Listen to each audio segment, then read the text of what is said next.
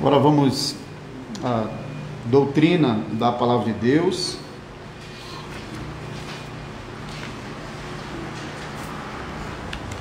Acerca do 8º mandamento, que é ensinado no dia do seu 42 do Catecismo de Heidelberg. Pergunta e resposta 110. O que Deus proíbe no 8º mandamento? Deus não apenas proíbe o roubo e o furto que as autoridades punem, mas também os esquemas e ciladas malignos, como falsos pesos e falsas medidas, negócio enganoso, dinheiro falsificado e usura. Não devemos defraudar o nosso próximo de maneira nenhuma, nem pela força, nem pela aparência de direito. Além disso, Deus proíbe toda a avareza e todo o abuso e desperdício de suas dádivas. Pergunta e resposta 111. O que Deus exige de você nesse mandamento? Que eu devo promover o bem do meu próximo sempre que for possível, que eu o trate do mesmo modo que desejaria ser tratado pelos outros, e que trabalhe fielmente para ter condições de ajudar os necessitados. Voltando agora para o texto de Gênesis, capítulo 3, vamos ler os versículos de 1 a 7.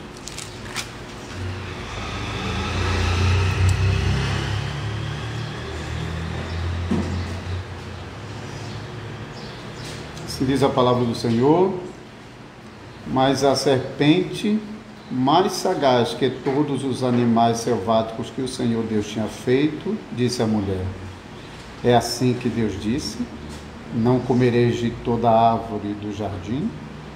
Respondeu-lhe a mulher: do fruto das árvores do jardim podemos comer, mas do fruto da árvore que está no meio do jardim, disse Deus, dele não comereis, nem tocareis nele, para que não morrais. Então a serpente disse à mulher: é certo que não morrereis, porque Deus sabe que no dia em que dele comerdes se vos abrirão os olhos, e como Deus sereis conhecedores do bem e do mal. Vendo a mulher que a árvore era boa para se comer, agradável aos olhos, e árvore desejável para dar entendimento, tomou-lhe do fruto e comeu, e deu também ao marido, e ele comeu. Abriram-se então os olhos de ambos, e percebendo que estavam nus, coseram folhas de figueira e fizeram cintas para si. Vamos orar mais uma vez, vamos pedir o auxílio durante a pregação. Senhor Deus, pedimos que o Senhor abençoe essa leitura bíblica, que o Senhor abençoe a pregação, que o Senhor abençoe o seu servo que ministrará a pregação dessa manhã, e também abençoe a sua igreja que está reunida aqui para receber essa mensagem que o Senhor já entregou ao seu servo quando ele estava trabalhando em seu escritório. Mas que o Senhor possa ajudá-lo a fim de que ele possa transmitir essa mensagem à igreja no poder do Espírito Santo. Porque o Senhor pode usar essa mensagem de modo especial em cada um de nós. Por isso pedimos, Senhor, o Senhor que nos conhece no íntimo, que alcance o mais profundo do nosso coração, para desfazer os pecados e para nos conceder a graça e a alegria para viver segundo o teu mandamento. Abençoa as igrejas de Deus espalhadas em todos os lugares que estão se reunindo nessa manhã e, assim como nós, estão abrindo a palavra de Deus, estão lendo a palavra de Deus e estão ouvindo a pregação da palavra de Deus. Ajuda os ministros fiéis e abençoa a tua igreja em todos os lugares. Em nome de Jesus Cristo. Amém. Amém.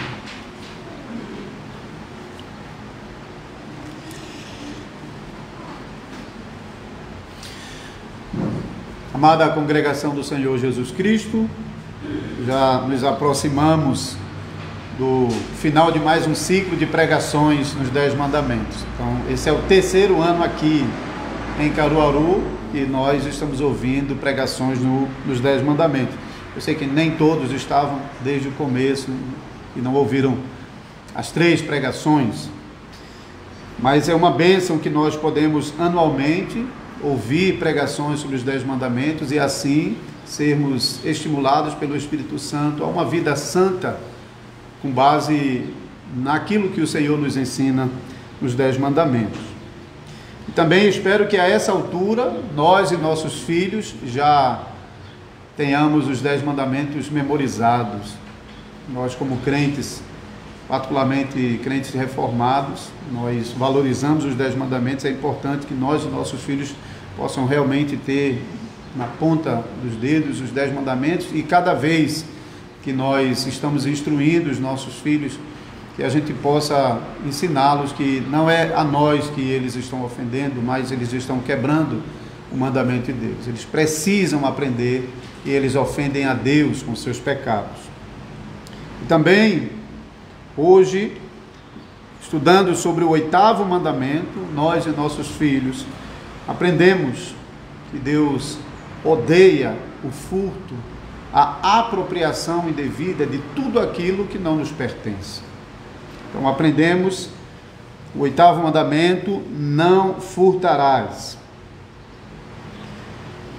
Sempre que estamos aprendendo sobre os mandamentos, cada um dos mandamentos, nós temos sempre aprendido que existe um aspecto positivo do mandamento, uma ordenança, e existe um aspecto negativo, restritivo do mandamento. Então aquilo que o mandamento ordena e aquilo que o mandamento proíbe. E também com relação ao 8º mandamento, devemos pensar sobre aquilo que está sendo proibido no 8º mandamento e aquilo que está sendo ordenado no 8º mandamento.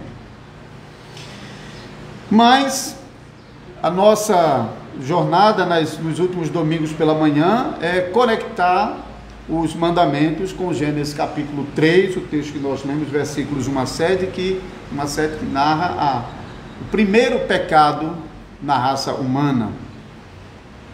Então, como os nossos pais quebraram o 8º mandamento quando eles desobedeceram a Deus no jardim do Éden e lançaram mão da árvore do conhecimento do bem e do mal.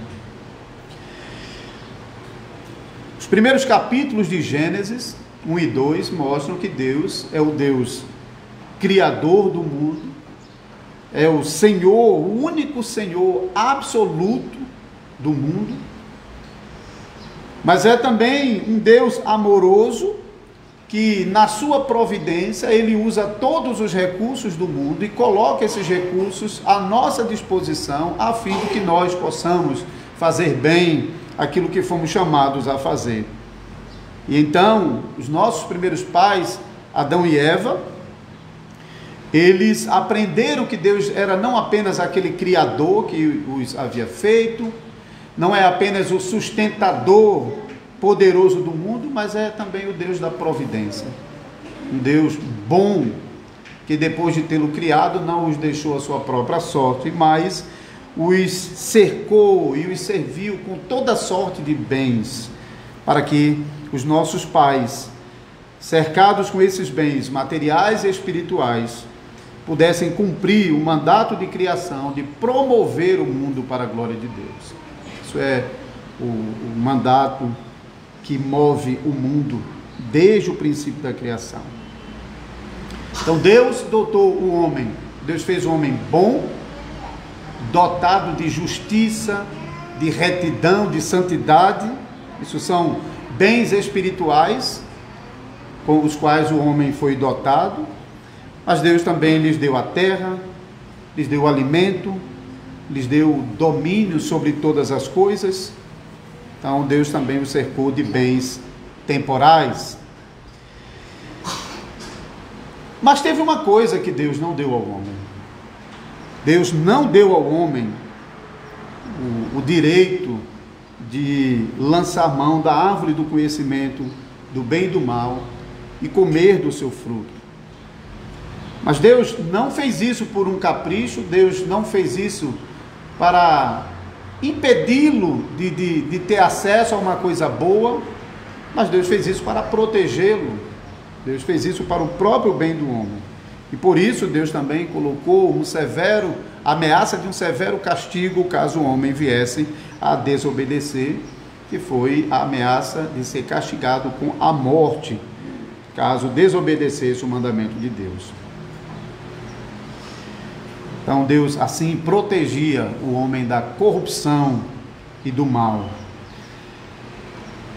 Então os nossos primeiros pais, Adão e Eva, deviam se contentar com o todo que Deus havia dado para ele, tanto os bens espirituais como os bens materiais, e devia usar esses bens corretamente e aplicá-los no cumprimento do seu mandato de desenvolver o mundo, de dominar o mundo e de conduzir o mundo para a glória do Deus Criador. Então, o homem deveria usar tudo que na providência de Deus foi colocado à sua disposição, mas ele não devia buscar aquela única coisa que Deus havia restringido a eles.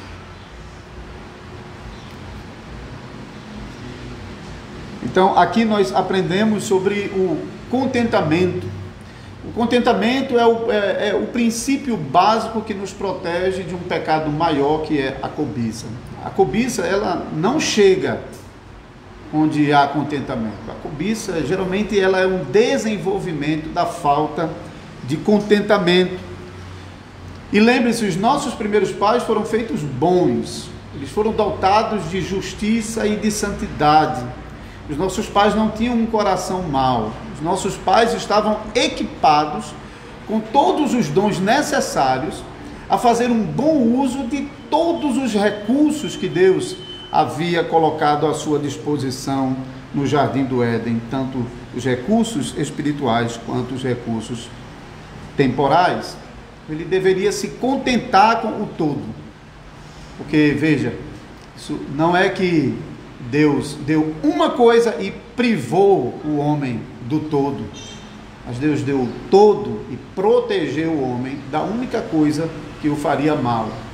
Esse princípio a gente tem também no dia do Senhor, porque Deus ele poderia ter exigido os 6 dias da semana e ter nos dado um, para nele nós cumprimos todas as nossas obrigações.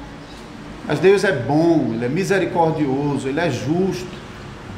E Deus nos deu 6 dias da nossa semana, para que nele a gente tratasse de todas as nossas necessidades, obrigações, nossos prazeres. Mas Ele exige que no dia do Senhor nós nos dediquemos integralmente a Ele. Mas nisso nós mostramos que não somos muito diferentes dos nossos pais. Os nossos pais, tendo tudo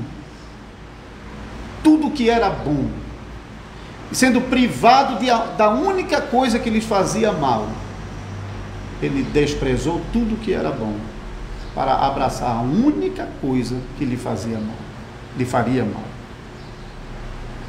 Não se contentou com todas as coisas boas que Deus lhes deu, mas cobiçou aquilo que Deus não o havia dado.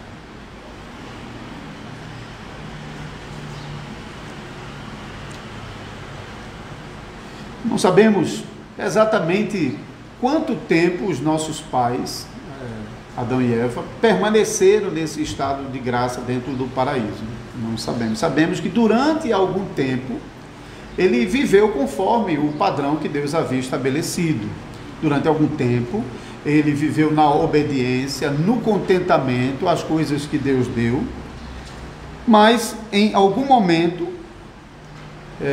o homem que estava em seu coração desfrutando dessa vida de retidão e de santidade e agradando a Deus com uma vida que usava esses recursos para promover o mundo para a glória de Deus, em algum momento Satanás entra no caminho do homem, ele que desde o princípio se mostra inimigo de Deus e dos homens.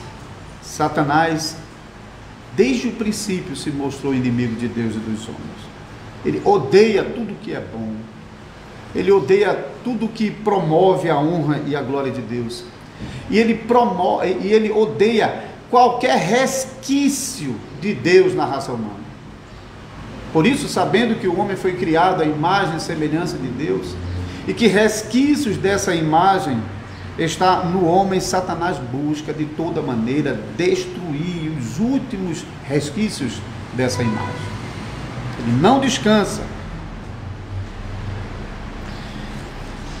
Mas como Satanás não podia entrar no coração do homem, ele não tinha essa liberdade, não tinha esse poder, e o coração do homem até aquele momento era um coração reto, santo, o que Satanás faz é colocar do lado de fora tropeços para atrair o homem para fora da sua retidão e da justiça que ele foi equipado.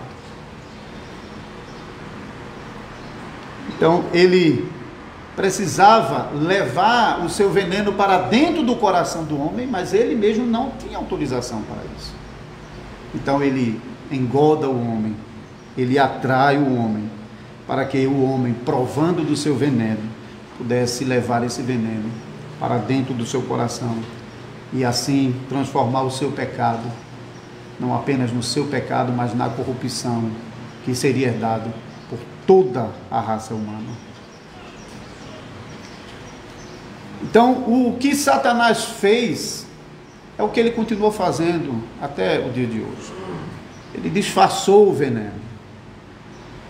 Ele maquiou o veneno. Ele deu ao seu veneno uma aparência de coisa boa. Ele atraiu a mulher, dizendo: vocês não vão morrer, final do versículo 4, porque Deus sabe que no dia que dele comerem se vos abrirão os olhos, e como Deus sereis conhecedores do bem e do mal. Que coisa boa, que coisa maravilhosa está esperando por vocês naquela fruta. Satanás usou a sua mentira, o seu engano, e o próprio Senhor Jesus e João falaram sobre essa é a marca de Satanás. Ele é pai da mentira, não se firmou na verdade desde o princípio. Satanás usou a mentira, o engano, atraiu o homem para provar do seu veneno, para então fazer aquilo que é a marca do seu ministério: roubar, matar e destruir. Roubou do homem a sua justiça e pureza, pela desobediência, pelo seu veneno. Matou o homem, porque o homem já naquele momento começa a provar o efeito da morte, não apenas fisicamente falando, mas a comunhão com Deus. Já naquele momento o homem começa a provar, porque a morte é essencialmente afastamento de Deus. Por isso o inferno é a segunda morte, porque é uma morte sem possibilidade de retorno.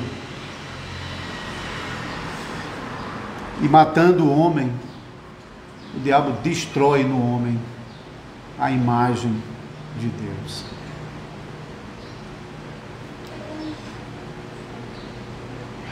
Os nossos primeiros pais, eles começaram com ingenuidade.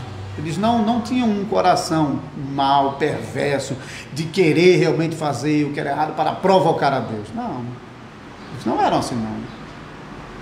Mas eles foram ingênuos com o veneno da serpente. Eles fecharam os olhos para a advertência que Deus havia dado e arregalaram os olhos para o engodo da serpente, para a mentira, para o engano, de que do contrário, aquela árvore tinha muito a oferecer. E Deus é que era um mentiroso e caprichoso que os havia privado de todas essas coisas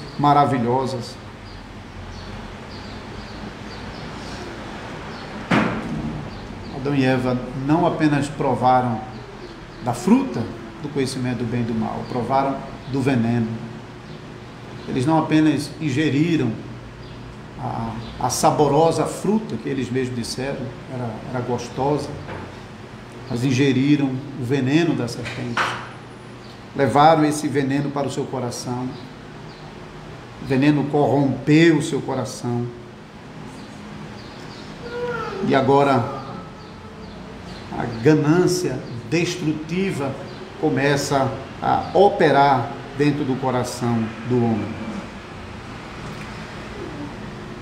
O homem perdeu sua pureza, sua retidão, sua justiça, não olhava mais para Deus da mesma maneira.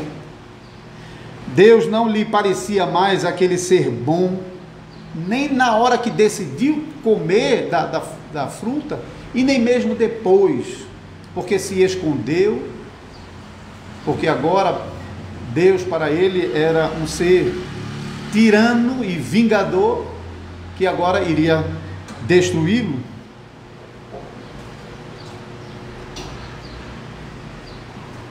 Os nossos primeiros pais jogaram fora os bens espirituais que os capacitava a obedecer o mandamento de Deus, deixaram de lado o contentamento e avançaram com avidez, com cobiça na direção da árvore proibida, tomaram do seu fruto e comeram.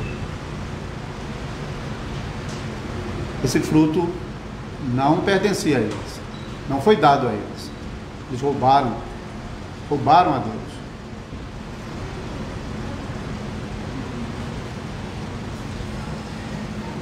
Isso é um grande mal. Um coração que não se contenta com o que tem,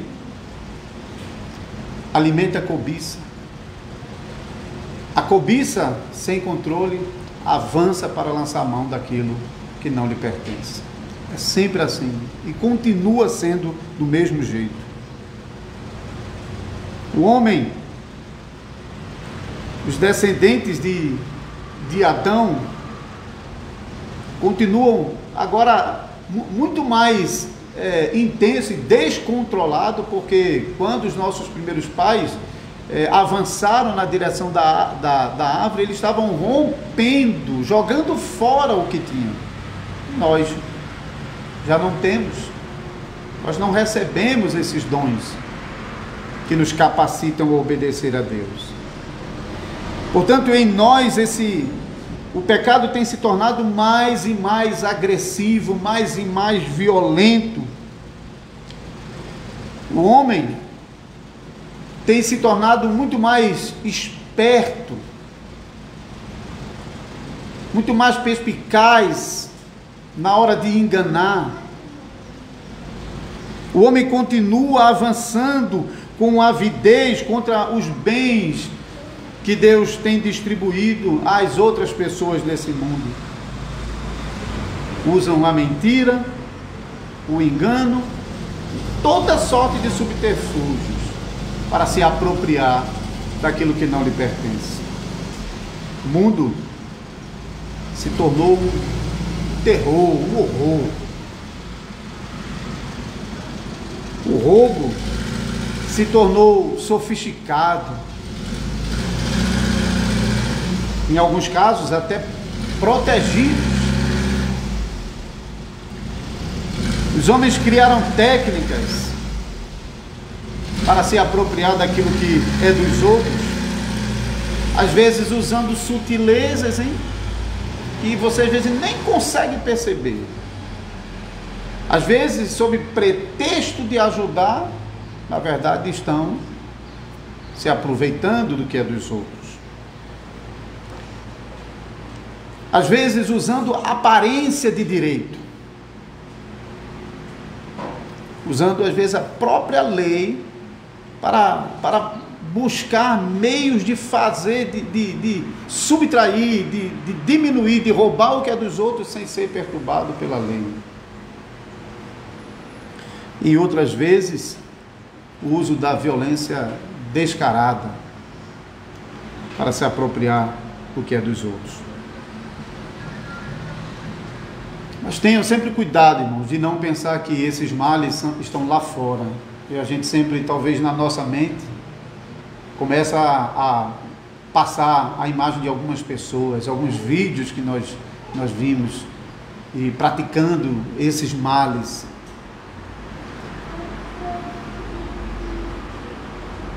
Não pense que, então, se você não está lá com o mundo praticando essas coisas, se juntando com ele, se misturando com ele nessas coisas, você está livre de quebrar o 8º mandamento.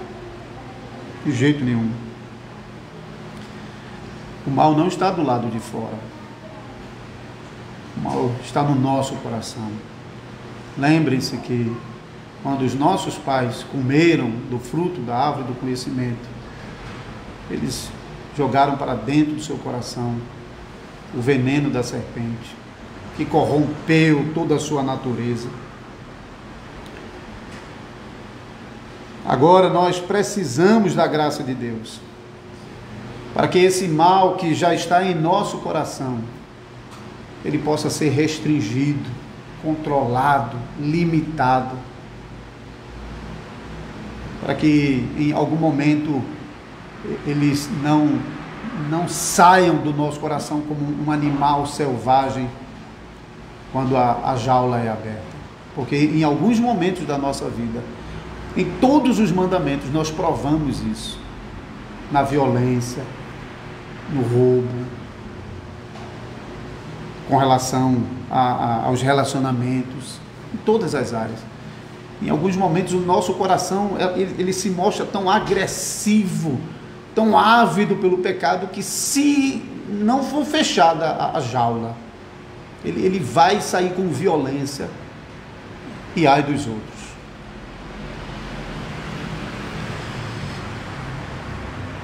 O único coração que Satanás não conseguiu entrar foi o coração do nosso Salvador Jesus Cristo.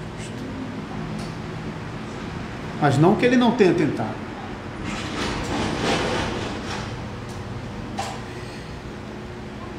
Nós lemos Mateus capítulo 4 e lemos que por 3 vezes Satanás tentou penetrar no coração de Jesus, tentou atrair ele para o seu veneno, a fim de levar esse veneno para dentro do seu coração, e usou as mesmas artimanhas que ele usou com os nossos pais no princípio e que usa conosco. Ele atraiu Jesus para querer a glória que ele estava oferecendo. E ele enganou Jesus, tentou enganar Jesus, passando-se como o dono de todos os reinos desse mundo.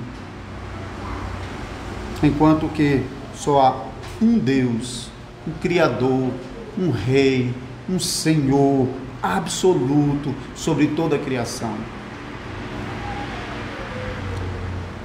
Mas Jesus, a cada uma das investidas de Satanás, para penetrar o seu coração, Jesus rebateu com a palavra de Deus, mostrando que Deus é o único absoluto, é o único dono de tudo e é o único que pode dar e tirar.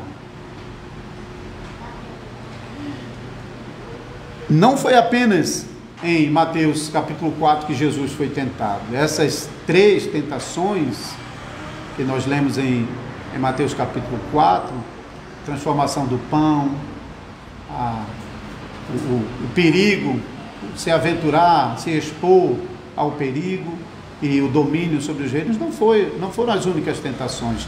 Em Hebreus 4,15, nós lemos que Jesus foi tentado em tudo, até com mulheres ele foi tentado. O diabo, do nascimento de Jesus até o momento da sua morte, o diabo estava tentando penetrar no coração de Jesus, tentando lançar o seu veneno, uma gotinha que fosse, era suficiente para de uma única vez ele conseguir a destruição de toda a raça humana. Mas o nosso Salvador Jesus venceu as tentações e o pecado. Ele guardou o 8º mandamento intacto. Jesus resistiu, venceu o pecado, guardou os mandamentos por vocês.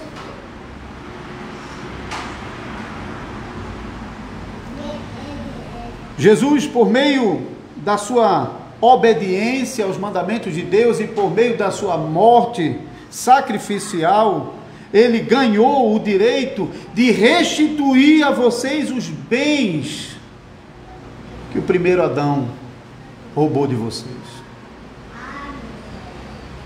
Porque Adão não roubou só de Deus. Quando ele comeu da árvore do conhecimento do bem e do mal, ele roubou a Deus. Mas ele também roubou a toda a raça humana, porque privou toda a raça humana dos dons que eles deveriam ter legado aos seus descendentes. Principalmente os bens espirituais, a justiça e a retidão, que são emblemas da salvação. Agora Cristo, o segundo Adão, por meio da sua obediência ao 8º mandamento, de todas as maneiras, ele ganhou o direito de restituir a vocês, irmãos e irmãs, os bens preciosos da justiça, da santidade. Vocês foram feitos imagens de Deus. Vocês foram criados em Adão com verdadeira justiça e retidão. E agora, por meio da obra do Espírito Santo, essa imagem de Deus, esses dons que vocês haviam perdidos, estão sendo refeitos pela obra do Espírito Santo no coração de vocês, desfazendo o veneno da serpente, purificando o coração de vocês desse veneno até o dia final.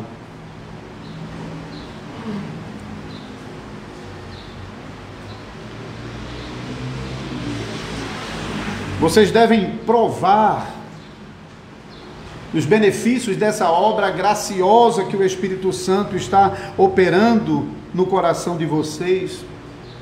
E para mostrar a gratidão a Deus pelo fato de que Ele, por amor, por misericórdia, por graça, Ele operou essa obra poderosa no seu coração de reverter os efeitos do veneno da serpente, e já o fez em certa medida, porque já removeu de sobre vocês a condenação do pecado de vocês, e está trabalhando para que mais e mais vocês se pareçam com Cristo, e mais essa aparência de Cristo seja visível em cada um de vocês, diante das pessoas lá fora. Sejam gratos a Deus e vivam como filhos e filhas de Deus desse mundo. Glorifique a Deus por meio de uma vida santa em obediência ao 8º mandamento. Também por meio dessa vida enfeitada pelos dons de Cristo, atraiam pecadores para Cristo. Uma vida bonita. Jesus ensinou que vocês devem usar o que têm recebido de Deus de modo apropriado como mordomos, reconhecendo que Deus é o Senhor e dono absoluto, mas Ele tem confiado os seus dons aos homens, os seus bens materiais e espirituais. Sejam zelosos em usar todos os bens que Deus tem lhe dado. Contentem-se com eles. Nunca olhe para o outro, porque o outro tem alguma coisa que você não tem. Mas treine o seu coração no contentamento. Aceite o que Deus tem lhe dado. Ele pode dar mais. Mas treinando o seu coração no contentamento, você protege o seu coração da cobiça. Lucas capítulo 16, versículo 1 a 13, nos ensina sobre essa boa mordomia. João Batista também nos ensinou o contentamento quando lhe procuraram os soldados perguntando o que fazer. ele ensinou: contentem-se com o vosso soldo, sejam gratos a Deus pelo que vocês têm. O apóstolo Paulo, na segunda carta aos Tessalonicenses, capítulo 3, versículo 10 a 17, ele ensinou que nenhum de nós devemos viver às custas dos outros, mas devemos trabalhar para cada um ter o seu próprio sustento. Porque viver às custas dos outros é uma maneira de roubá-lo. Isso é diferente de receber ajuda. Porque é claro que o Senhor nos ensinou a obra diaconal e nós mesmos estamos fazendo isso. Nós estamos tanto aqui na igreja quanto fora da igreja, nós estamos procurando mostrar o amor de Cristo para com aqueles que precisam, especialmente os domésticos da fé. E aqueles que recebem os dons de Cristo devem mostrar gratidão por causa desse zelo e cuidado de Deus manifestado por meio da congregação e do trabalho dos diáconos. Viver às custas dos outros é subtrair de modo ardiloso aquilo que não lhe foi dado. É roubo.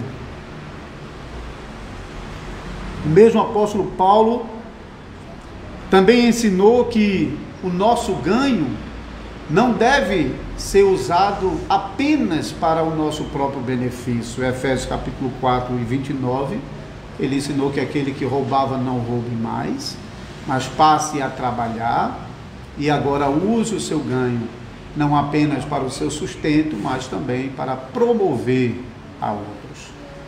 A promoção de outros inclui as diversas áreas, tanto a obra diaconal, como a obra do Ministério da Palavra, também todos os compromissos que nós temos assumido.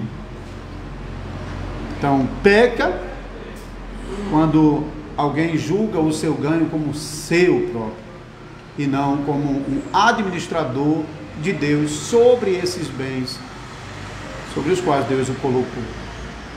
Os nossos bens devem ser usados, sim, para assumir as primeiras responsabilidades no reino menor que Deus nos colocou, a nossa própria casa, mas não devemos julgar que o reino de Deus se limita à nossa casa e devemos empregar os recursos no reino de Deus também em outros lugares, na igreja, na sociedade, no pagamento dos nossos impostos e no socorro aos necessitados. Irmãos e irmãs, que Deus proteja o coração de vocês do descontentamento e da cobiça. Que o Espírito Santo estimule o coração de vocês para promover e para proteger os bens que Deus tem distribuído sobre os homens. Amém.